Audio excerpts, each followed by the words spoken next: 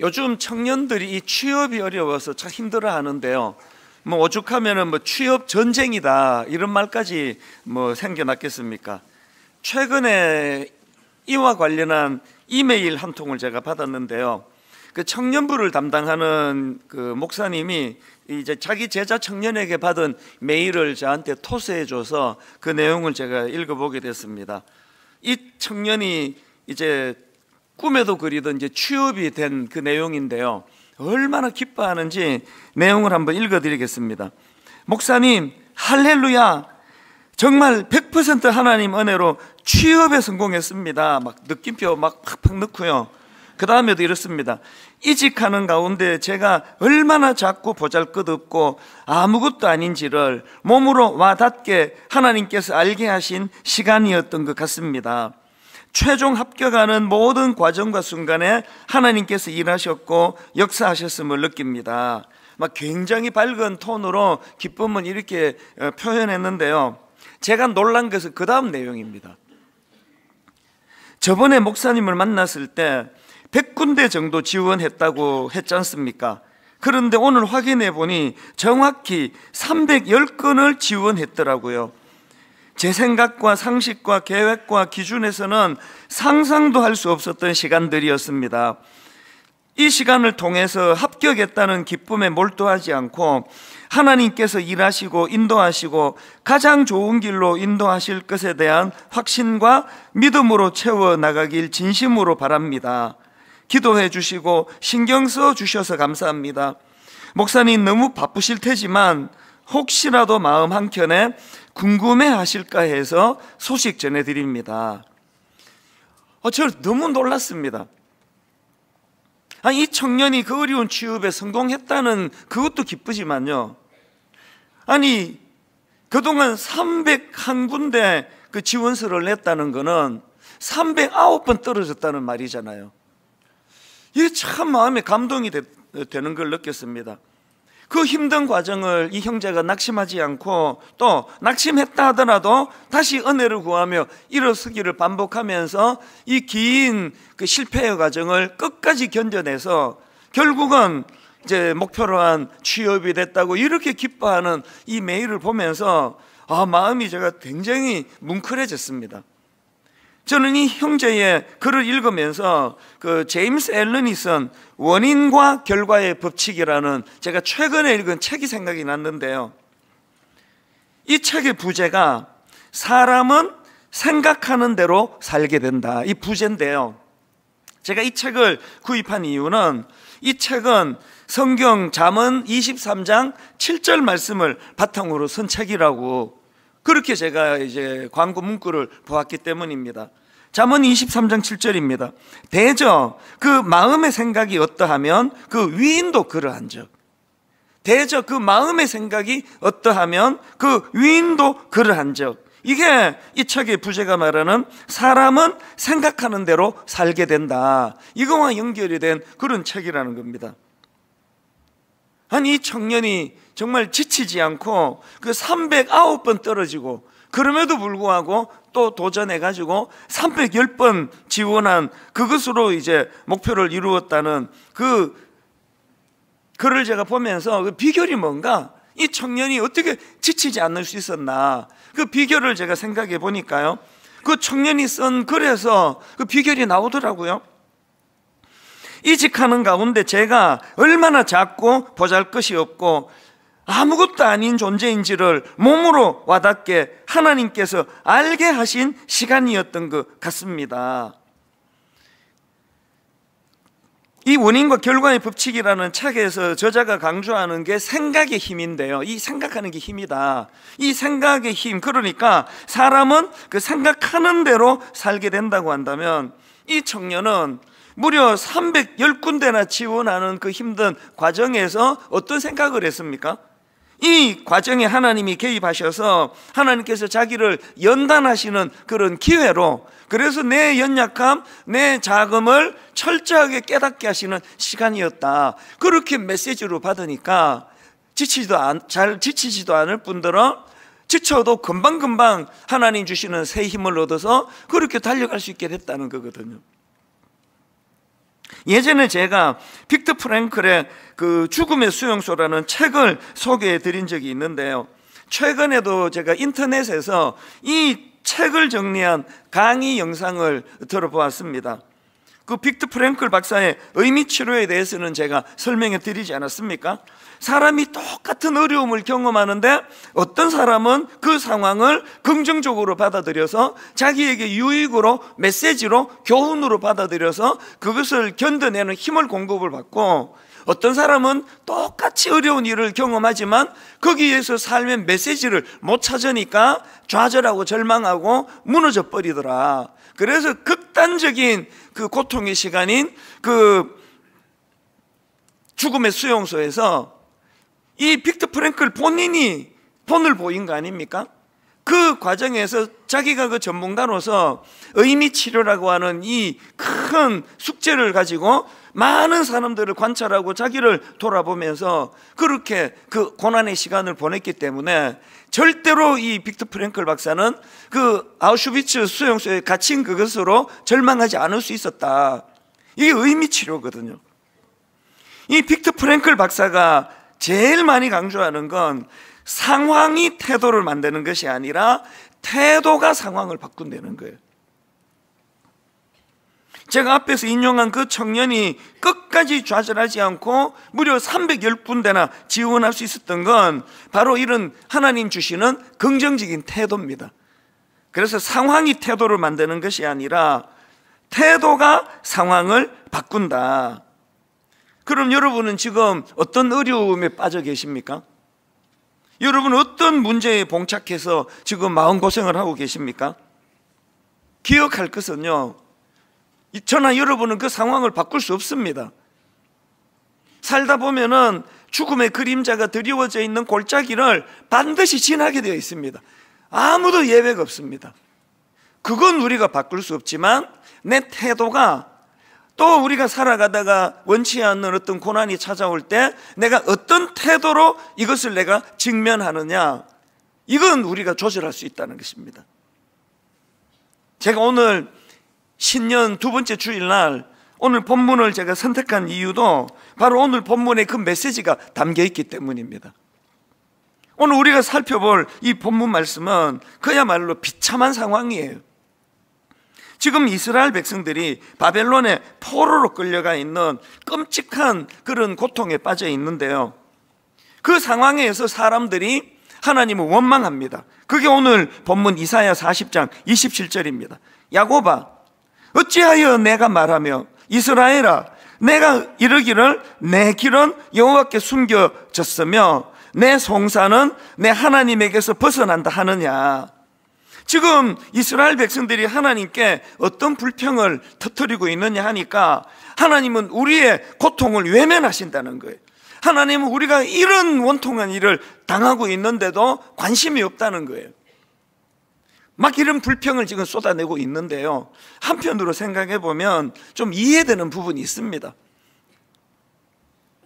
자기들은 선택받은 백성이라는 긍지와 자부심 이거 하나로 살았는데, 아니 이방 나라에 그렇게 비참하게 나라가 망하고 그렇게 포로로 끌려가 버리니까 막 가치관이 딱 흔들리는 거죠. 너무 혼란스럽죠. 게다가 도대체 이 끔찍한 포로 생활이 끝나지를 않는 거예요. 이 언제 끝나는 거냐고 그런 절망이 엄습하니까 그게 자꾸 이제 부정적인 생각으로 그렇게 몰려가다 보니까 이제 하나님을 원망하고 불평하는 게 이게 뭐 거의 이제 이게 습관화된 그런 상황일 거라고 그렇게 추측을 해보는 거죠.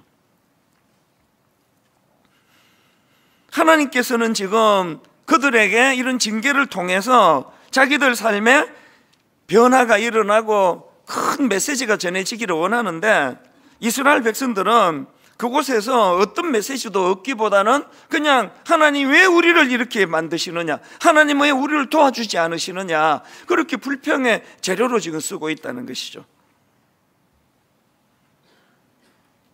성경에 이런 내용을 기록한 것은요, 이게 나그네 인생길을 걸어가는 우리에게도 똑같이 겪을 수 있는 사안이기 때문에 우리 생애에 이런 일이 일어날 때 우리가 어떤 태도로 이것을 유익한 재료로 삼아야 될지를 하나님께서 가르쳐 주시기 위한 거예요. 그래서 여러분, 저와 여러분이 죽음의 그림자가 드리워지는 골짜기를 지날 때가 있고 내 힘으로는 그것을 벗어날 수 없는 그런 일이 찾아온다 할 때 중요한 것은 이것을 어떤 생각으로 받아들이느냐예요. 여기 어떤 메시지가 있느냐를 우리가 찾아내려고 애쓰는 게 중요하다는 거죠. 그래서 제가 오늘 우리 삶에 이런 어려움이 찾아오고 마음이 지치고 힘들고 억울하고 분하고 이런 생각이 밀려올 때 그때 우리가 해야 될 이 두 가지 대안, 이 두 가지를 우리는 해야 된다. 이걸 제가 좀 말씀을 드리고 싶은데요. 자, 첫 번째 대안이 뭐냐? 우리에게 이런 어려움이 찾아오고 죽음의 그림자가 드리워진 골짜기를 지나갈 때는요, 바로 그때를 우리 삶을 돌아보고 점검하는 기회로 이것을 삼아야 된다는 겁니다.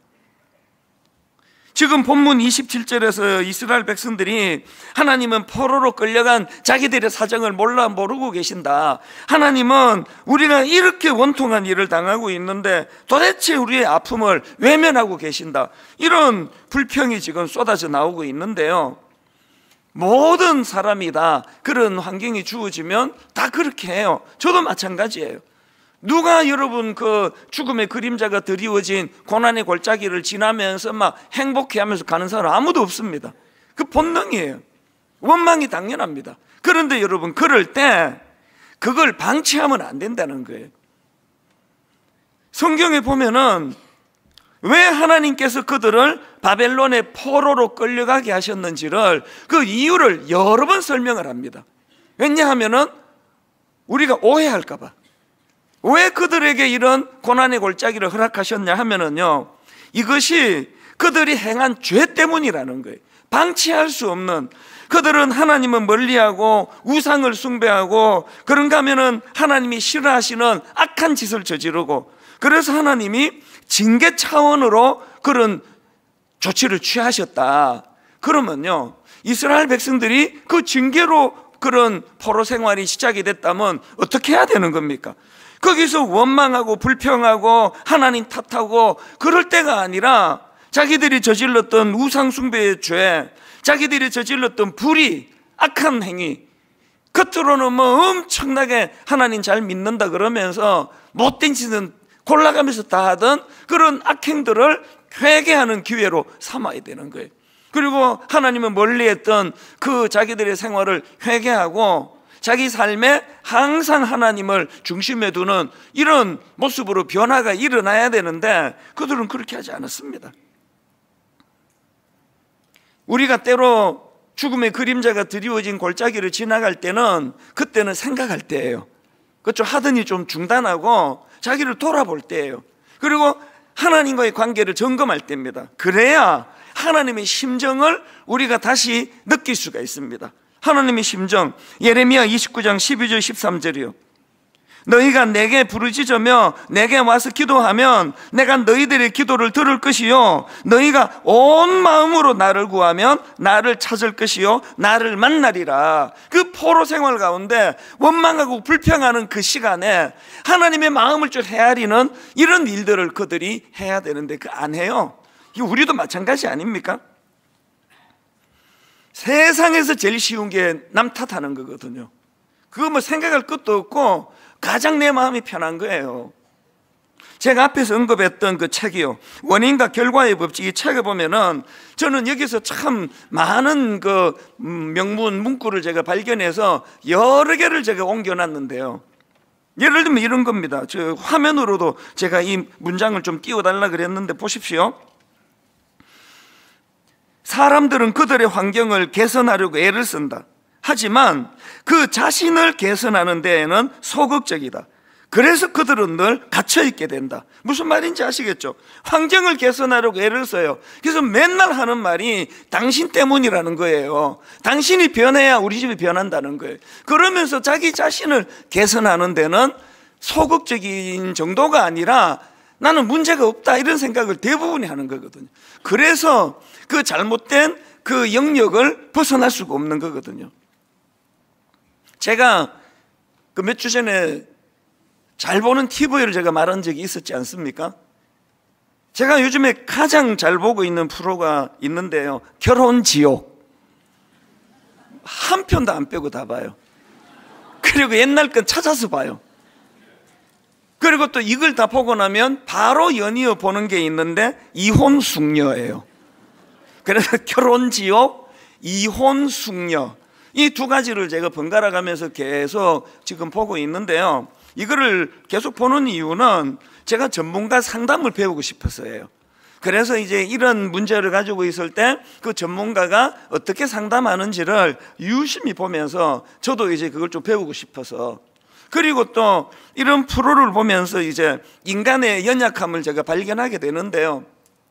사실은 좀 계속 보다 보면 좀 마음이 힘들어질 때도 있습니다. 자려고 누워있으면 마음이 답답하고 막 왠지 저도 이혼당할 것 같고 제 아내한테 뭐 또 내가 뭐 잘못하고 있는 것 같고 이런 부작용도 좀 있는데요. 그래도 제가 이를 악물고 보는 이유가 있는데, 이걸 통해서 인간의 원초적인 본능을 제가 보는 겁니다. 아니 그 막 TV에 그 부부의 부끄러움을 다 드러내야 되는 그 프로에 왜 나오는가 하니까요, 상당히 많은 사람이 그렇게 생각을 하더라고요. 내 아내가 여기 나와가지고 철저하게 자기가 문제가 있다는 걸 깨닫기를 바라서 그렇게 신청을 한대요. 그러면서 이제 대화를 하는 거 보면은 상당히 많은 출연 부부들이 그 남 탓을 해요. 당신 때문이라고. 당신 때문에 이런 거 아니냐고. 당신이 기억을 못 하느냐고. 내가 얼마나 상처받았냐고. 이혼 숙녀라는 그 프로에 보면은 상담도 중요하지만 이 부부들 마음이 확 깨달음으로 무너질 때가 거의 그게 그 역할극에 있더라고요. 그 거울 치료라고요. 이제 탤런트, 남자 탤런트 한 분과 여자 탤런트 한 분이 무대에 나와가지고 이제 연기를 하는데, 그 문제가 있는 남편과 아내가 이제 객석에서 이제 무대를 보고 있거든요. 그러면은 이제 자기들 생활을 이제 보여주는 거예요. 근데 그게 참 되게 이상한 게, 그게 이제 집에 카메라를 설치해서 방송국에서 카메라를 일정 기간 설치해 놓고 부부가 싸울 때 내뱉는 말, 이런 것들을 그대로 그냥 하는 거거든요. 그러면 부끄러워해야 되는데 충격을 받는 거예요. 내가 저런 말을 했단 말이야? 아니 내가 이렇게 아내에게 상처를 줬단 말이야? 어떤 남자분은 막 오열을 터뜨리는 것도 봤어요. 그게 너무 이상하잖아요. 자기가 한 말인데. 그래서 이게 거울 치료라는 거예요. 자기가 한 말은 전혀 기억하지 못하고 자기가 독한 말을 했기 때문에 그거에 반응해서 상대방이 독하게 말하는 그것만 기억하고 맨날 상처를 받는 게 양쪽이 다 그런 거예요. 이게 인생입니다. 제가 앞에서 언급했던 원인과 결과의 법칙이라는 책에 또 이런 글도 있습니다. 우리는 불평과 비난을 멈추고 삶을 주관하는 숨은 이치를 찾아 놨을 때 비로소 사람다운 사람이 된다. 비난을 멈춰야 되는 이유가 여기 있는 거거든요. 당신 탓이야. 하나님 때문이에요. 왜 우리를 포로로 여기다가 가두어 두시느냐고요. 우리의 아픔을 알기나 하세요? 내 사정을 아십니까? 당신 살아는 계세요? 이게 우리 아닙니까? 모든 문제를 상대방에게 찾고 하나님에게 돌리고, 이게 세상에서 제일 쉬운 거거든요. 우리가 하나님 앞에서 어떤 어려운 문제가 찾아올 때 그때는요, 그런 식으로 남에게 탓을 돌리지 말고 좀 말을 줄여야 돼요. 침묵해야 돼요. 그리고 항상 자기 생각에 갇혀있던 그 자리에서 벗어나오려고 하나님 앞에 나와 객관적으로 기도를 드려야 됩니다. 그러면 참 좋은 일이요, 고난이 우리에게 유익한 것은 하나님의 마음이 와닿기 시작해요. 이런 마음이요. 예레미야 29장 11절, 여호와의 말씀이니라. 너희를 향한 나의 생각을 내가 아나니 평안이요 재앙이 아니니라. 너희에게 미래와 희망을 주는 것이라. 사실 이 이사야 40장 그 바로 앞에 보면은 너희는 내 백성을 위로하라 위로하라, 그거로 시작하는 말씀이에요. 그리고 이제 너희들을 이제 이 포로 생활로부터 내가 벗어나게 해주시겠다, 희망을 먼저 선포하시는 게 이사야 40장인데요 원망하고 불평하는 사람에게는 그런 말씀이 귀에 안 들어와요. 설교를 그렇게 많이 전했는데 난 그런 말 못 들었어. 자기에게 몰두할 때 자기 변명에 몰두할 때, 그렇게 자기가 요 어떤 포자를 만들고 그 안에 숨어 있을 때는 이런 하나님의 말씀이 하나도 들리지 않아요. 그래서 오늘 본문에서 보니까 원망하고 불평하는 그들을 향해서 28절입니다. 너는 알지 못하느냐? 너는 듣지 못하느냐? 영원하신 하나님 여호와 땅 끝까지 창조하신 이는 피곤하지 않으시며 곤비하지 않으시며 명철이 한이 없으시며 피곤한 자에게는 능력을 주시며 무능한 자에게는 힘을 더하시나니. 여러분, 고난이 찾아올 때, 죽음의 그림자가 드리워진 골짜기를 지나갈 때는 이 하나님의 마음이 읽혀지도록 그렇게 기도하셔야 된다는 겁니다. 그런가 하면 두 번째로요, 제가 첫 번째에서 제시했던 것처럼 고난이 찾아올 때 자기 삶을 돌아보고 점검하고 그리고 하나님에 대한 기대감을 회복하는 것으로 이것이 그렇게 물꼬가 트여졌다면, 두 번째로 해야 될 일이 있는데요, 그 깨달은 사실을 선포해야 된다는 거예요. 이 선포, 이사야 40장 30절 31절이 그겁니다. 소년이라도 피곤하며 곤비하며 장정이라도 넘어지며 쓰러지되 오직 여호와를 앙망하는 자는 새 힘을 얻으리니 독수리가 날개치며 올라감 같을 것이요 다른 박질하여도 곤비하지 아니하겠고 걸어가도 피곤하지 아니하리로다. 이 선포예요. 그런데 여러분, 오직 여호와를 앙망하는 자는 새 힘을 얻으리라 이렇게 선포하기 전에 전제가 하나 있습니다. 뭘 깨닫느냐? 30절을 다시 보세요. 소년이라도 피곤하며 곤비하며 장정이라도 넘어지며 쓰러지되, 제가 지난주 말씀드렸잖아요. 우리 집에 20대 중반 이 아들을 보면은 며칠을 잠을 안 자도 괜찮아요.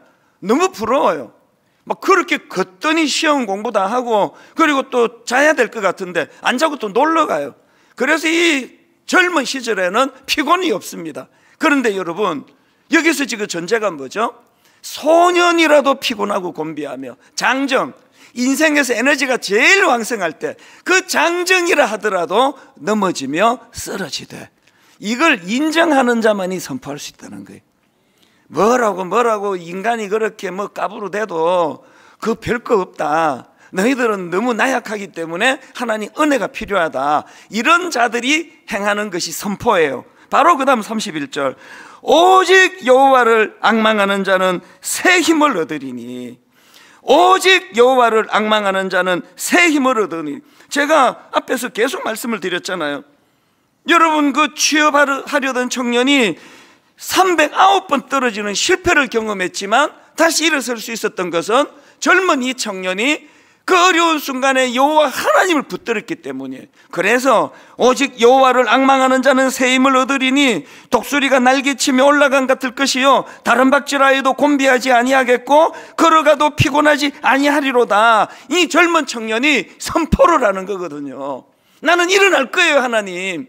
나는 새 힘을 얻을 거예요, 하나님. 내가 308번 떨어졌다 할지라도 또 도전할 수 있을 거예요, 하나님. 이게 선포거든요.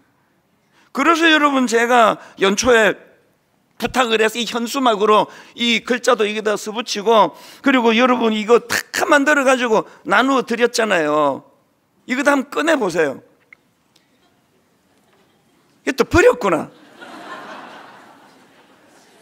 이거 혹시 지금 못 찾으면 제가 다음 주 또 만들어 드릴게요. 여러분, 이 말씀을 한번 보세요.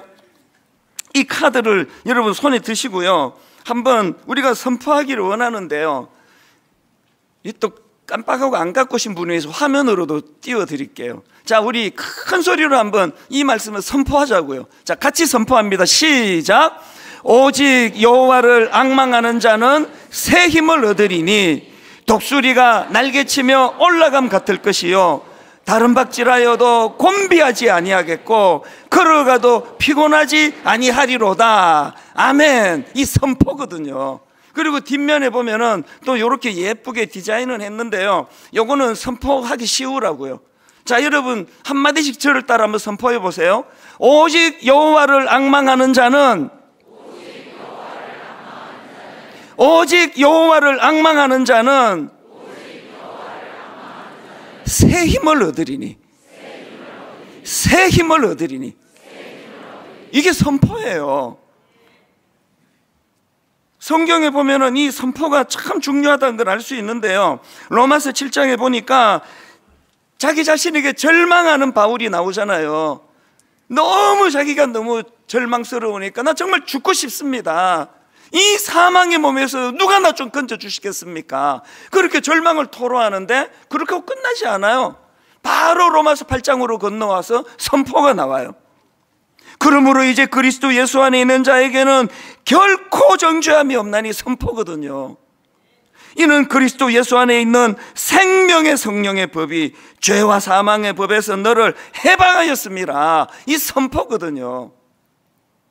마귀가 우리를 참소할 때, 공격할 때 이 선포가 필요해요.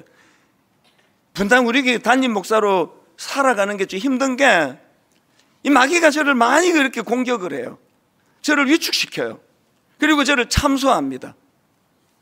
니까짓 게 강단에서 설교할 자격이 있나?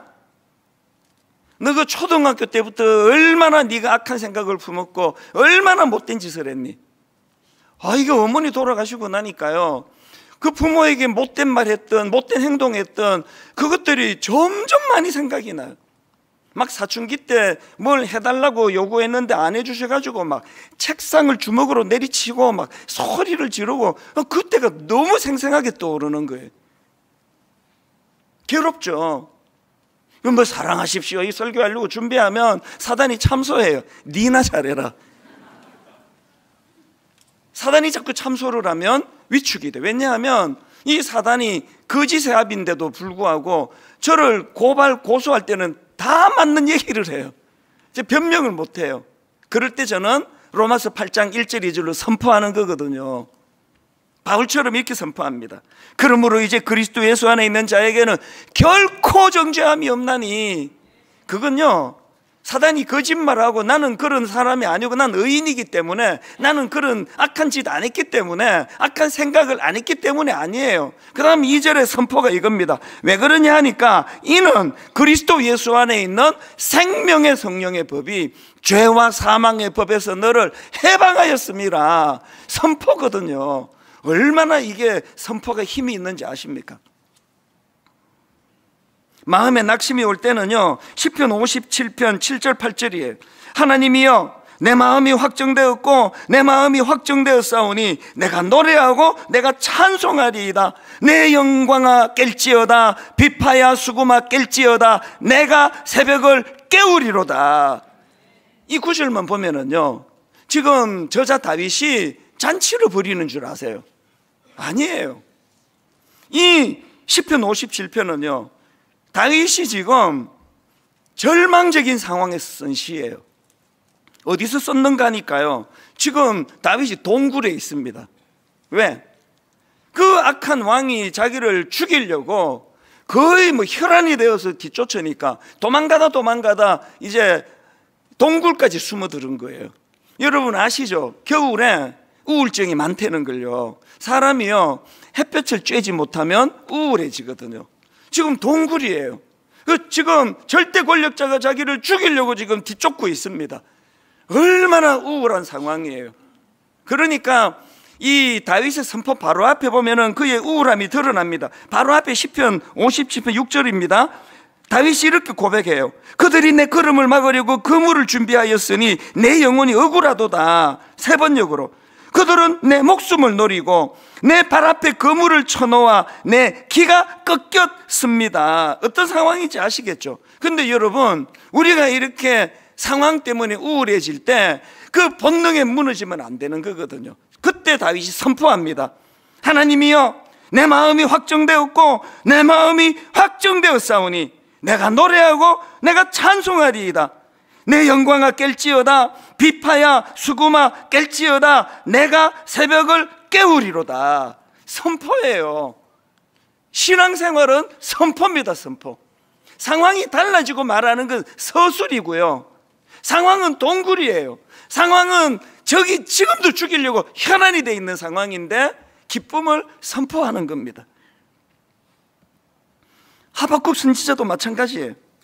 지금 하박국 선지자는 전쟁의 위협에 빠져 있는 자기 동족들, 그 극심한 경제적 어려움에 빠져있는 자기 민족의 상황에서 그가 이렇게 선포합니다. 하박국 3장 17절 18절 비록 무화과 나무가 무성하지 못하며 포도나무에 열매가 없으며 감람나무에 소출이 없으며 밭에 먹을 것이 없으며 우리의 양이 없으며 외양간에 소가 없을지라도 그럼에도 불구하고 이렇게 선포합니다. 나는 여호와로 말미암아 즐거워하며 나의 구원의 하나님으로 말미암아 기뻐하리로다. 선포가 없으면 온전한 신앙생활이 아니에요. 이제 막 열매가 막 엄청 많이 생기고 나서 하는 선포는요, 감사는요, 그건 아무것도 아니에요. 그건 인간의 본능이거든요. 그래서 이런 차원에서 여러분 이 카드를 이제 필요하시면 다음 주 다시 만들어 드릴 테니까요. 여러분 운전대에다가 두시고 화장대에다 두시고 하나님 앞에 늘 선포하셔야 돼요. 어떤 상황이라고요? 지금 그들이 바벨론의 포로로 가 있는 그 상황을 알지라도 이렇게 선포하는 거죠. 오직 여호와를 앙망하는 자는 새 힘을 얻을 것이다. 오직 여호와를 앙망하는 자는 새 힘을 얻으리니 독수리가 날개치며 올라감 같을 것이요 다른 박질하여도 곤비하지 아니하겠고 걸어가도 피곤하지 아니하리로다. 여기 나오는 여호와를 앙망한다 할 때 이 앙망은요 사모하는 거예요. 사모하며 기다리는 태도를 말하는 거예요. 겨울에 막 추워 죽겠는데 버스가 안 와요. 요즘이야 뭐 몇 분 뒤에 온다 막 이런 예고라도 또 해주지. 옛날에 그런 게 있었습니까? 추워 죽겠는데 발이 얼어붙는데 한 30분이도 버스가 안 와요. 그럼에도 어떤 경우라도 떨고 있지만 그 자리를 떠나지 않는 건요 앙망하기 때문이에요. 버스는 반드시 온다. 비록 오늘 좀 늦게 오지만 이 버스는 반드시 온다. 그 희망이 있기 때문에 그 추운 데 서서 벌벌 떨면서 기다리는 거 아니냐고요. 여러분 하나님의 은혜를 갈망하고 사모하는 여러분들에게 이 앙망이 있기를 바랍니다. 터널은 반드시 지나간다. 죽음의 그림자가 드리워진 골짜기를 알지라도 여기나 머물지 않는다. 이건 반드시 거쳐 지나가는 것이다. 이 일을 도와주시는 하나님을 나는 앙망한다. 하나님을 갈망하며 기다린다. 이런 선포와 함께 또 해야 되는 선포가요 히브리서 12장 2절입니다. 믿음의 주여 또 온전하게 하시는 이 예수를 바라보자. 고린도후서 4장 16절 그러므로 우리가 낙심하지 아니하노니 지금 뭐 바울이 지금 낙심하고 있는 거 확 느껴지시잖아요.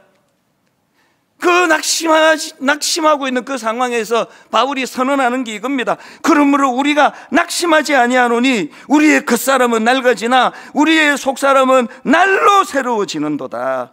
요한복음 16장 33절 세상에서는 너희가 환난을 당하나 담대하라 내가 세상을 이기었노라. 올 한 해 여러분 늘 자기 삶을 돌아보고 점검하여 옆에 있는 누구를 원망하고 책임을 전가하고 하나님을 향해 원망하는 이 잘못된 습관을 떨쳐내고 어려울수록 여호와를 앙망하는 여호와 앙망. 그리고 책임 전가가 아니라 여보 내가 더 노력해 볼게. 내가 잘못한 게 많아. 이 두 가지 인생의 어려움이 찾아올 때 자기 삶을 돌아보고 점검하기, 그리고 두 번째 그 깨달은 사실을 입술로 선포하기, 이것들이 실천되어지는 올 한 해가 되기를 주님 이름으로 축복합니다. 우리 이 찬양이요 우리 주는 위대하며 능력이 많으시도다. 그의 지혜 무궁하며 인자는 영원하시도다. 하나님을 향한 원망과 불평 대신에 하나님을 앙망하는 거예요. 그분의 일하심을 갈망하며 우리 한번 이 찬양 같이 불러보겠습니다.